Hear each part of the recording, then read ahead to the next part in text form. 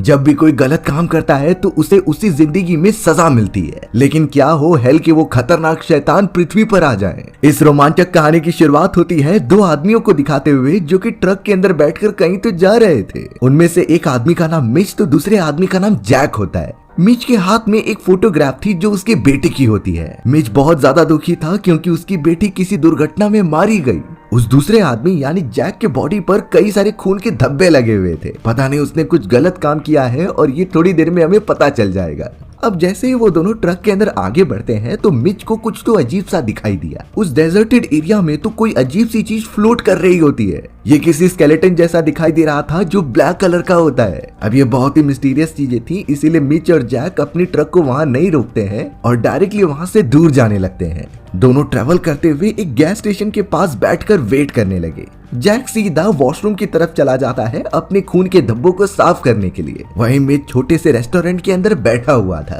अब यहाँ मिच को थोड़ा सा अजीब लगने लगा और अगले ही मोमेंट में उसे अर्थक्वेक का आभास होता है। उसके साइड में मौजूद सारी चीजें हिलने लगी थी। जैसे ही वो बाकियों की तरफ नजर घुमा रहा था तो वहाँ सब कुछ नॉर्मल होता है, यानी कि वो अर्थक्वेक सिर्फ और सिर्फ मिच ही एक्सपीरियंस कर पा रहा था। मिच तो अब बाहर की तरफ देखता है तो उसे वही ब्लैक स्केलेटन दिखाई दिया जो उनकी तरफ बढ़ रहा होता है। वो तुरंत ही जैक को आवाज देने लगा क्योंकि उन्हें यहाँ से निकलना होगा। कुछ तो उनके साथ बहुत गड़बड़ होने वाला है। जैक जिसके पूरे बॉडी पर खून के धब्बे लगे थे, वो जब अपने कपड़े निकालता है तो वही खतरनाक स्केलेटन उसे पीछे से खींचने लगा। स्केलेटन को वो लोग प्रॉपरली देख नहीं पा रहे थे क्योंकि वो इनविजिबल हो जा रहा था। अब तो जैक भी इतना ज्यादा डर जाता है कि वो मिच के साथ तुरंत ही ट्रक के अंदर बैठने चला आ गया। पीछे की तरफ से वही ब्लैक स्केलेटन मौजूद होता है जो उन्हें घूर रहा था। मिच और जैक तो इतना ज्यादा डर गए कि वो अपनी ट्रक जोर से भगाने लगे, लेकिन थोड़ी देर बाद दोनों ही शॉक हो जाते हैं क्योंकि घूम फिरकर वो उसी जगह पर पहुंच जा रहे थे, यानी कि वही गैस स्टेशन जहां थोड़ी देर पहले वो आए थे। और एक लेडी वहां पर सिगरेट पी रही होती है। कई बार इसी तरीके से परफॉर्म करने के बावजूद भी वो बाहर नहीं निकल पाते। मिच को तो लगने लगा था कि वो किसी लूप में फंस चुके हैं, उनका यहाँ से निकलना नामुमकिन होगा। जैक अब काफी फ्रस्ट्रेट हो चुका था, इसीलिए वो अपनी ट्रक से उतरकर उस अजीब से स्केलेटन पर चिल्लाने लगता है। लेकिन जैक को नहीं पता कि ये हेल से आए हुए खतरनाक क्रिएचर्स हैं जो शायद जैक को अपने किए की सजा देने वाले हैं। अब उनमें से एक क्रिएचर तो सीधा उनके ट्रक पर हमला करता है और जैक को डैमेज देने लगता है। उन स्केलेटन्स का चेहरा बहुत ही ज्यादा अजीब था, जैसे कि वो यहाँ पर आतंक फैलाने आए हैं। उस क्रिएचर ने जैक को नीचे बिठाया और एक बड़ा सा टेंटिकल उसके मुंह के अंदर घुसाकर उसे मार दिया। मिच ने तो अपनी आंखों से अपने साथी जैक को मरता हुआ देखा था, यानी कि अब उसे इतना ज्यादा डर लग रहा होता है पर वो भाग भी नहीं सकता। मिच को लगा कि अब ये क्रिएचर्स उसे भी मार देंगे, पर वो क्रिएचर मिच को देखकर वहां से गायब हो जाता है, यानी कि वो सब मिच को कुछ नहीं करने वाले। अब उनमें से कुछ क्रिएचर्स इशारा कर रहे थे उसे एक घर की तरफ जाने का। मिच के पास दूसरा ऑप्शन नहीं होता तो वो उन्हें फॉलो करने लगा और एक चैम्बर के अंदर चले जाता है जहां वो सेफ रहेगा। अंदर जाते ही उसने अपनी बेटी को देखा जो मर चुकी थी। मिच को अपनी आंखों पर भरोसा ही नहीं होता और वो सीधा अपनी बेटी की तरफ जाने लगा। मिच की बेटी तो एक चैम्बर से दूसरे चैम्बर तक ट्रेवल कर रही थी और जब यहाँ मिच उसका पीछा करना स्टार्ट करता है तो पता चला कि वो अब भी लूप में ही फंसा हुआ है, यानी जिस तरीके से वो गैस स्टेशन के चक्कर काट रहे थे अब वो घर के अंदर फंसा हुआ लूप में घूम रहा था। मिच ये बिल्कुल नहीं समझ पाता और देखने पर यही लगा होता है कि वो पागल हो चुका है। उसे भी रियलाइजेशन है कि उसकी बेटी मर चुकी है, लेकिन मिच का मन यही कह रहा था कि वो अपनी बेटी तक पहुंचकर उसे हासिल कर लेगा। शायद ये सब उन सारे खतरनाक हेल से आए हुए क्रिएचर्स का काम है जो इस तरीके से इंसानों को दुविधा में डाल रहे हैं। मिच तो इसी तरीके से घर के अंदर घूमता ही रह जाता है। अब हमें दूसरी तरफ लड़कियों के एक ग्रुप को दिखाया जाता है जो बहुत ही ज्यादा ब्यूटीफुल थे। ग्रुप की तीनों लड़कियां बहुत ही अच्छी सिंगर्स होती हैं और अपना खुद का एक बैंड चलाती थी। फिलहाल के लिए वो तीनों तो वेकेशन के लिए निकले होते हैं और डेजर्टेड एरिया में अपनी वैन लेकर आगे बढ़ रहे होते हैं। उनके वैन में सरवाइव करने की सारी रिसोर्सेज मौजूद थे। तीनों बहुत ज्यादा खुश होते हैं क्योंकि इतने समय बाद उन्होंने अपने काम से छुट्टी ली होती है। अब जब यहाँ वो तीनों वैन लेकर आगे बढ़ ही रहे थे तभी अचानक उनका एक कार पंक्चर हो जाता है। अब इस डेजर्टेड एरिया में वो मैकेनिक कहाँ से ढूंढे उन्हें कुछ समझ ही नहीं रहा था, इसीलिए अब वो तीनों लड़कियां अपने आसपास मदद देखने लगी कि वो किसी से हेल्प मांग ले। दूर दूर तक कोई कुछ भी नहीं दिखाई देता।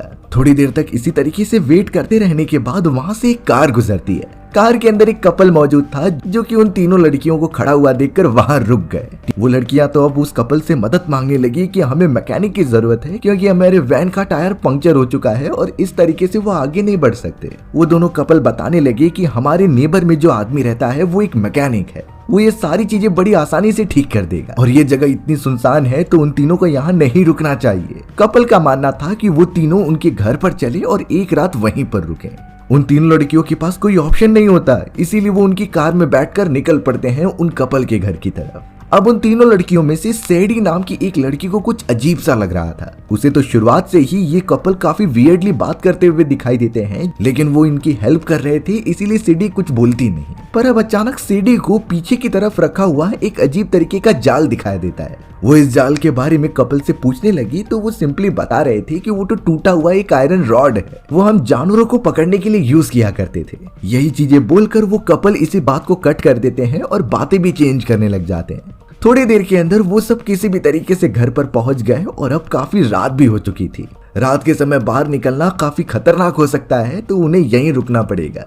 वो कपल तो अपने कार मैकेनिक को भी बुलाते हैं जो उनकी वैन को कल सुबह होने तक ठीक कर देगा। अब सभी लोग डिनर करने के लिए बैठ जाते हैं जहां सैडी और उनकी दोनों फ्रेंड्स को मीट खाने के लिए दिया गया था, पर वो मीट बहुत अजीब लग रहा होता है। वो किसी भी तरीके से एक प्रॉपर मीट नहीं लग रहा था। सैडी को इससे ऑकवर्ड फील होता है, इसीलिए उसने ये मीट खाया ही नहीं। उसके बाकी साथियों को बहुत भूख लगी थी तो उसने ये मीट खा लिया था। अब वो तीनों चले जाते हैं अपने अपने कमरे के अंदर जहां पर वो रात गुजारेंगे। पर सैडी यहाँ अभी भी अपने साथियों से यही बात कर रही थी कि हमें यहाँ से निकलना चाहिए जितना जल्दी हो सके। उसे कुछ ठीक नहीं लग रहा था क्योंकि ये चीजें वियर्ड तरीके से हो रही थी, लेकिन सैडी की दूसरी फ्रेंड उससे किसी और बातों पर उलझ जाती है। वो कहने लगी उनकी टीम के 4th मेंबर की जिनकी कुछ समय पहले मौत हो चुकी होती है और उन सभी का मानना था कि उनकी 4th मेंबर की मौत किसी और की वजह से नहीं बल्कि सैडी की वजह से हुई थी। और इन्हीं चीजों के ऊपर उनकी बहुत ही गहरी डिस्कशन चालू हो जाती है। सैडी को ये बिल्कुल भी एक्सेप्टेड नहीं था कि कोई भी उसके ऊपर गलत इल्जाम लगाए, और तो और ये तो किसी के मर्डर यानी कि जान लेने की बात हो रही थी। वो कन्वर्सेशन उसी तरीके से आगे बढ़ता इससे पहले सैडी के उस दोनों साथियों को उल्टियां होने लगी। ये उल्टी तो एकदम ब्लैक कलर की हो रही थी। सैडी नहीं समझ पाती कि वो अपने दोनों साथियों को कैसे बचाए, इसीलिए वो बाहर की तरफ भागती है बाकी लोगों के पास। सभी डिनर करने के लिए बैठे हुए थे और यहाँ सैडी अपने दोनों साथियों की कंडीशन के बारे में उन्हें बताती है। ये समझने के बाद अब उन दोनों को बाहर बुलाया गया और एक अजीब तरीके का सीरम पिलाया जाता है। इस सीरम को पीने के बाद दोनों एकदम अच्छी तरीके से तो हो गई थी, लेकिन उनका बिहेवियर अभी भी एकदम वियर्ड था। सैडी ने सब कुछ नोटिस किया होता है और वो बहुत डर भी रही थी। ठीक होकर जब वो दोनों साथी अपने वापस कमरे में आते हैं तो सैडी उनसे कह रही थी कि हमें यहाँ से निकलना पड़ेगा, तुम सब अपने सामान को पैक कर लो। बट उसकी दोनों फ्रेंड्स अपने कपड़े बदलकर एक ही बेड पर सोने चली जाती हैं। ऐसा लग रहा था कि उन्हें किसी ने पॉसेस कर लिया है। उनका दिमाग तो उनके पास है लेकिन कोई और कंट्रोल कर रहा था।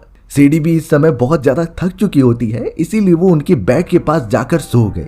उसने अपनी हेल्प के लिए एक चाकू भी पास में रख लिया था ताकि इमरजेंसी के दौरान वो काम आ सके। अब जब सैडी यहाँ पर सोने जा रही थी तो उसे एक विजन आता है जिसमें वो उसी लड़की को इमेजिन करती है जो उनकी टीम की 4th मेंबर थी और उसकी कुछ समय पहले मृत्यु हो चुकी होती है। वो लेडी बार बार यही कह रही थी कि सैडी की वजह से ही उसकी जान गई और सारी रिस्पॉन्सिबिलिटी सैडी के ऊपर आती है कि उसने कत्ल किया। सैडी के ड्रीम में तो बहुत ही डरावनी चीजें चल रही थी और इन्हीं रीजंस की वजह से उसकी नींद खुल गई। पर सैडी पा रही थी कि उसकी दोनों साथी अपने बेड से गायब हैं। वो जल्द से जल्द चारों तरफ जाकर देखने लगी कि आखिर वो फ्रेंड्स कहाँ पर गई हैं। फिर बाद में खिड़की से दिखाई देता है कि घर के कई सारे लोग उसके दोनों फ्रेंड्स को एक आग जलती हुई जगह पर लेकर जा रहे हैं। ये देखकर साफ पता चल रहा था कि वो सभी अनजान लोग एक रिचुअल कर रहे हैं जिन्होंने सैडी के दोनों फ्रेंड्स को पॉसेस कर लिया है और अपने हिसाब से कठपुतली की तरह नचा रहे हैं। वो सभी तो अपने रिचुअल को एक लेवल अप लेकर जाने वाले थे जिसमें शायद वो उन दोनों की बलि चढ़ा दे। सैडी अपने दोस्तों को मरने नहीं दे सकती थी, इसीलिए वो आगे बढ़ती है उन्हें बचाने के लिए। बट पता चला कि उसके पैर में वही जाल फंस चुका है जिसे कि उसने उन कपल की गाड़ी में देखा था। सैडी को इससे बहुत पेन हो रहा था तो वो चिल्लाने भी लग गई। अब इन्हीं आवाज को सुनकर उन सभी लोगों को इसका अंदाजा लग जाता है कि सैडी वहां मौजूद है। उन्होंने उन दोनों लड़कियों को भेजा जो उनके कंट्रोल में थी और अब सैडी के पास उसकी दोनों फ्रेंड्स बहुत ही अजीब तरीके से क्रॉल करके आने लगी। उनकी आंखें पूरी तरीके से व्हाइट हो चुकी थीं, जो इस बात का इशारा हो सकता है कि वो पॉसेस हो चुकी हैं। सैडी को वो दोनों कुछ कर पाते इससे पहले सैडी अपना पैर को छुड़ाती है और उन दोनों को मारकर आगे बढ़ने लगती है। चारों तरफ अंधेरा होने की वजह से सीडी कहीं भाग भी नहीं सकती और वो एक कोने में जाकर छुप जाती है। लेकिन अब जो सीडी ने दिखा उससे वो चौंक गई, क्योंकि उसके सामने कोई और नहीं बल्कि उसकी वो फोर्थ मेंबर थी जिसकी कुछ समय पहले मृत्यु हो चुकी होती है। वो बार बार सीडी के सामने होकर जा रही थी। सीडी को सच में बहुत ज्यादा डर लगने लगा तो वो भागते हुए हाईवे पर आ जाती है। उसने मदद मांगने की बहुत कोशिश की और सामने से शायद एक ट्रक भी आ रहा था, लेकिन बाद में सीडी को रियलाइज होता है कि ये कोई और नहीं बल्कि उड़ता हुआ स्केलेटन्स हैं जिन्होंने चारों तरफ से उसे घेर लिया है। ये वही हेल के क्रिएचर्स थे जो शायद अब सीडी को सजा देने वाले हैं। उन्होंने अब मिलकर सीडी को बहुत बुरी तरीके से टॉर्चर किया और अंत में उसकी जान ले ली। ये सब इसीलिए क्योंकि शायद सीडी ने गलत काम किया था।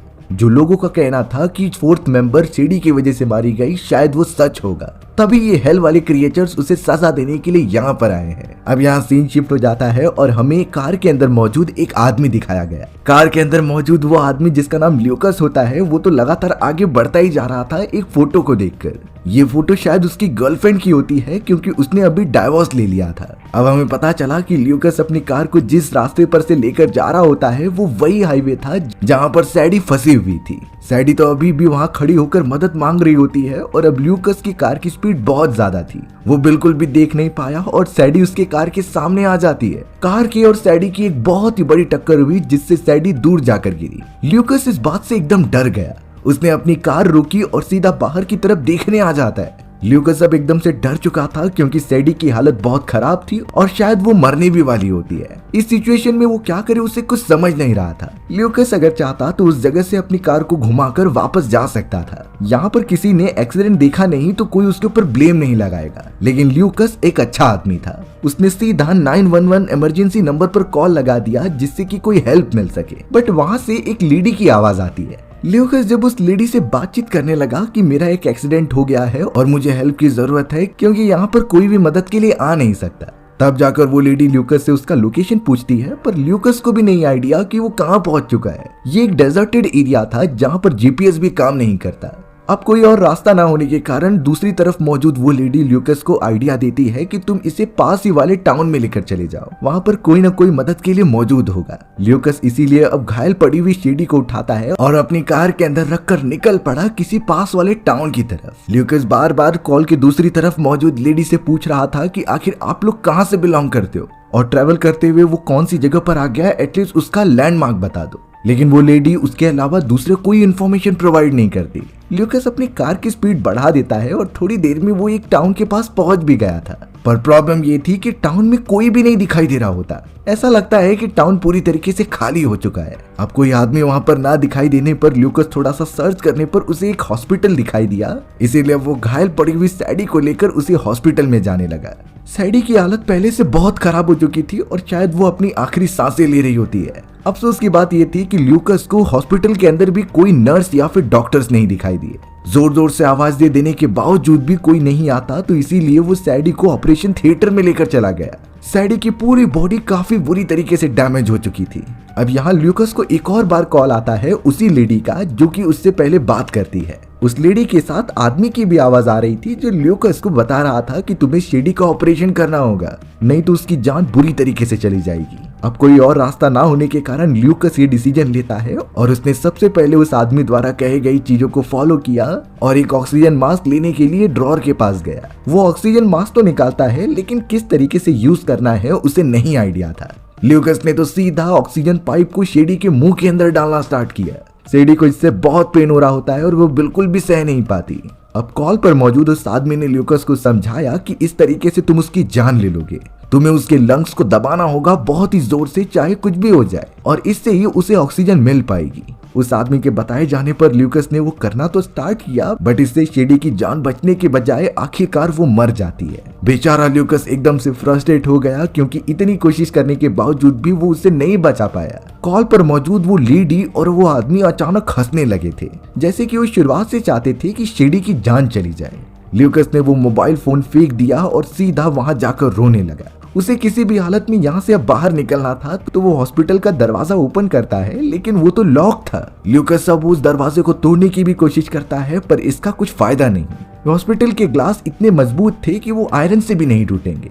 अब तो ल्यूकस की भी हिम्मत जवाब दे गई थी, इसीलिए वो शांति से कोने में जाकर बैठ जाता है और सोचता है कि एटलीस्ट उसने ट्राई किया शेडी को बचाने का। लेकिन किस्मत उसके साथ बिल्कुल भी नहीं थी। अब अचानक ल्यूकस जब एक जगह पर बैठा हुआ था तभी उसे फिर से कॉल आता है उन्हीं लोगों का। ल्यूकस ने जब वो कॉल उठाया तब बताने लगा कि आखिर तुम सब कौन हो, मुझे ये सारी चीजें क्यों फेस करनी पड़ रही हैं, जबकि एक्सीडेंट गलती से होने के बावजूद भी उसने शेडी की जान बचाने की कोशिश की। ल्यूकस यहाँ पर अपनी गलती भी बता रहा था और उसने अच्छे काम करने की कोशिश की, ये भी सारी चीजें अच्छी तरीके से एक्सप्लेन करता है। इसी वजह से अब फोन पर मौजूद दूसरे आदमी ने ल्यूकस से कहा कि तुम अब आजाद हो, तुम अब यहाँ से फ्री होकर हमेशा के लिए जा सकते हो। लेकिन इससे पहले उस आदमी ने ल्यूकस को कपड़े बदल लेने के लिए कहा। ल्यूकस जब एक चैम्बर के पास जाता है तो उसे वहां अपने कपड़े मिले थे जो सेम टू सेम उसी के जैसे थे। वो साफ होते हैं, इसीलिए ल्यूकस ने उसे पहन लिया। हॉस्पिटल के दरवाजे अपने आप ही अनलॉक हो चुके थे।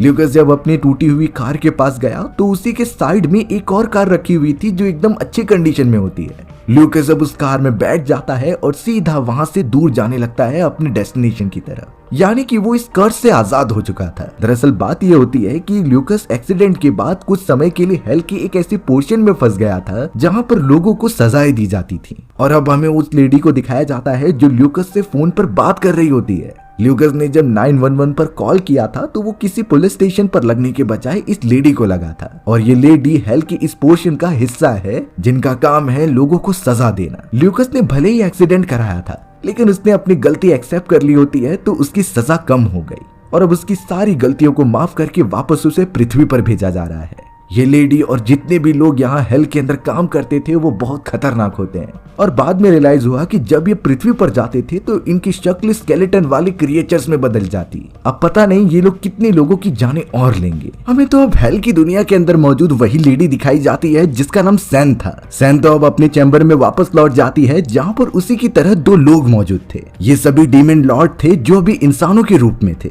उन सभी का यही काम था कि जो इंसान अपनी लाइफ में गलत चीजें करे उन्हें यहाँ पर सजा दी जाएगी। वो सभी वहाँ बैठे हुए होते हैं, तभी एक बूढ़ा आदमी दरवाजा खोलकर अंदर घुस जाता है। उसके हाथ में शॉट गन थी जिसकी मदद से उसने सभी को गन पॉइंट पर कर लिया था। वो बूढ़ा आदमी अपनी बहन की फोटो दिखाता है जो कई सालों पहले इसी जगह पर आई थी। बूढ़ा आदमी तो अपनी बहन को तब से ढूंढ रहा है, और जब यहाँ सैन ने दरवाजा ओपन किया था ल्यूकस को वहाँ बाहर जाने के लिए, तो शायद ये बूढ़ा आदमी अंदर घुस गया होगा, क्योंकि यूजुअली हेल की ये दुनिया बाकी किसी इंसानों को दिखाई नहीं देती। अब डीमन लॉर्ड जो उस जगह पर इंसानों के रूप में बैठा हुआ था उसे बहुत गुस्सा आने लगा। वो तो अब अपने नुकीले नुकीले नाखून बाहर निकालता है जिससे इस बूढ़े आदमी को मार दिया जाए, पर बूढ़ा आदमी ये जान चुका था। उसने तुरंत ही शॉटगन की मदद से डीमन लॉर्ड के हाथ पर फायर कर दिया। इससे डीमन लॉर्ड को बहुत ज्यादा चोट लगती है, और अब बूढ़ा आदमी दूसरे इंसान को बाहर लेकर आ गया गन पॉइंट पर लेकर। उसे किसी भी हालत में अपनी बहन को ढूंढना था, चाहे कुछ भी हो जाए। तो वह उसे ट्रक में बिठाता है और जबरदस्ती अपनी बहन के पास लेकर जाने के लिए कहता है।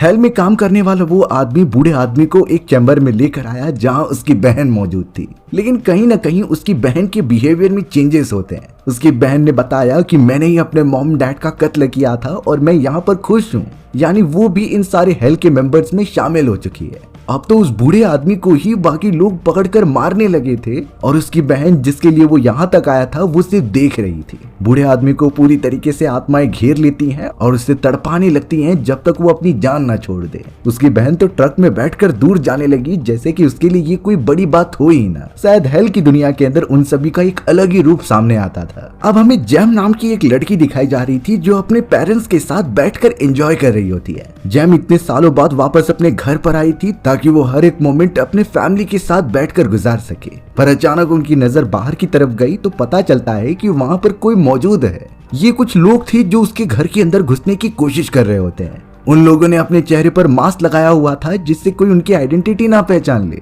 जैम के फादर एंड मदर थोड़ा सा डर गए और पुलिस ऑफिसर्स को कॉल लगाने का ट्राई किया, लेकिन शायद तब तक देर हो चुकी थी और वही दो लोग अंदर घुस जाते हैं। उन लोगों ने तो दरवाजे तोड़ दिए थे और मास्क पहने रहने के कारण उन्हें पहचान नहीं पाते। जैम तो बहुत ज्यादा डर कर अपने कमरे में भाग जाती है और उसके पेरेंट्स को वही लोगों ने घेर लिया था। वो तो पकड़कर उन्हें बहुत बुरी तरीके से मारने लगे।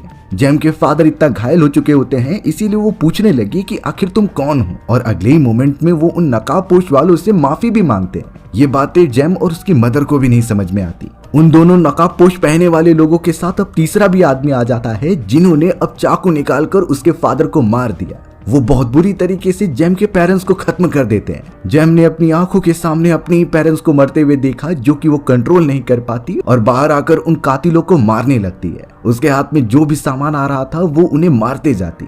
अब यहाँ एक मोमेंट पर उन दोनों आदमियों के मास्क हट जाते हैं, जिससे कि एक सच्चाई का पता चला कि ये कोई और नहीं बल्कि कहानी की शुरुआत में मौजूद कैरेक्टर्स मिच और जैक होते हैं। यानी इस जगह पर वो चोरी करने आए थे और जेम के पेरेंट्स को उन्होंने मार दिया। जेम तो जैक को यहाँ बहुत घायल कर देती है। यही रीजन था कि शुरुआत में जैक को काफी चोट लगी थी। अब मिच इस तरीके से देख तो नहीं सकता था, तो इसीलिए उसने तुरंत ही जेम को जाकर मार दिया। जेम की भी जान चली गई। पर अब अचानक पता चला कि उनकी डेड बॉडी के अंदर से वही खतरनाक एलियन क्रिएचर्स निकल रहे हैं। ये क्रिएचर्स जेम और उसके पेरेंट्स के बॉडी में मौजूद थे। ये चीजें एक्सपीरियंस करके मिच और जैक वहां से भागने लगे अपने तीसरे साथी को लेकर। बात ये थी कि जैक और मिच ने 3 बेगुनाह लोगों की जान ले ली होती है और उसी मोमेंट से वो लोग हेल की दुनिया में पहुंच चुके थे। यानी वो खतरनाक हेल के क्रिएचर्स उन्हें सजा देने के लिए हेल में लेकर जाने वाले हैं। मिच और जैक जब अपने तीसरे साथी को वहां से लेकर जा रहे थे तो जमीन फाड़ते हुए क्रिएचर्स बाहर निकले। उनके बड़े बड़े नुकीले टेंटिकल्स अब तीसरे आदमी को अंदर खींच लेते हैं, यानी उसका खात्मा हो चुका था। और इन्हीं चीजों से डर कर जैक और मिच अपने ट्रक की मदद से भागने लगी, जो शुरुआत में हमें दिखाया गया था। उनकी भी मौत बहुत बुरी तरीके से हुई, क्योंकि उन्होंने गलत काम किया होता है और जो भी किसी इंसान के साथ गलत काम करेगा या फिर उसकी जान लेगा तो उसे हेल के क्रिएचर जरूर आएंगे सजा देने के लिए। मिच और जैक के पास भी जिंदगी बहुत कम है, जो कि हमने देख ही लिया है। और कहानी में जितने भी किरदार मौजूद थे, सिर्फ ल्यूकस को छोड़कर सबकी जान चली गई, क्योंकि ल्यूकस ने जाने अनजाने में वो एक्सीडेंट किया था और अंत में वो उसे सुधारने की भी कोशिश करता है। यानी उसे अपनी गलती का एहसास था और इसी वजह से उसे हेल्थ से छोड़ दिया गया, जिसके बाद वो अपनी जिंदगी जी सकता है। हमारी भी ये चौंका देने वाली कहानी यहीं खत्म हो गई। सो व्यूअर्स, आपको ये स्टोरी कैसी लगी कमेंट सेक्शन में बताना भूलना मत। और अगर आपको मेरा एक्सप्लेनेशन 1% भी अच्छा लगा होगा ना, तो वीडियो को लाइक एंड चैनल को सब्सक्राइब जरूर कर देना। मिलते हैं इसी तरीके की मजेदार वीडियोस में, तब तक के लिए बाय बाय।